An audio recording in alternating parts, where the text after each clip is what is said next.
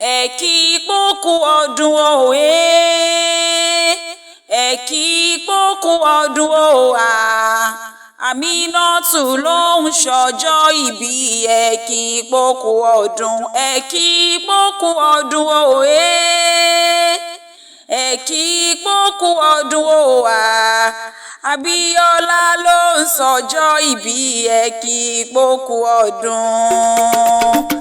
Ìbálòdé lọ́jọ́ tòní o Abiola Aminatu aya Adedoyin orí rẹ̀ àfirè lọ́jọ́ gbogbo.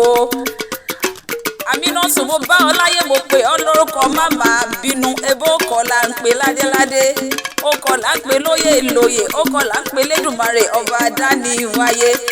Aminatu Abiola aya Adedoyin okú ọdún okú àìjẹ ọdún orí kádùn okú ọdún okú oríire okú ọdún okú oríire okú ọdún ò wá ní fọdún eléyìí ṣàṣemọ ogbó kò tọ́.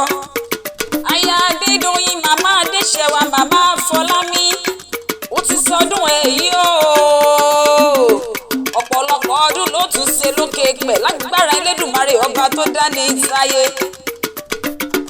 Adedoyin mo ní Ọ̀yọ́ ṣá ní ilé o Ọ̀yọ́ nílé nílé àwọn bàbá tó bí ọlọ́mọ ọmọ Ọ̀yọ́ aláàfin òjò pasekere atiba nílé àwọn bàbá tó bí ọlọ́mọ.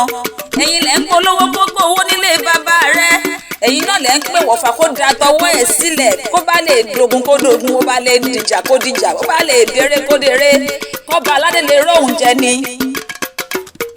Aminatu ẹ̀yin lọ́mọ àkóbálé ẹ̀yin lọ́mọ àdábà òde ọmọ àjòwú yọkọ lẹ́nu ńlé àwọn bàbá rẹ̀ ọmọ onígbó létílé ọdún eléyìí ò wá níjà ṣe mọ lágbára Ọlọ́run ọba. Èmi Orente ló kí ọ pé wọ́n mọ̀ bẹ ọ̀bẹ níbi èso àtẹ̀lẹsẹ̀ abẹnàwó gbogbo ẹni tó bá ní òun bọ́bọ̀ lò ó nídé bá lé happy birthday to you.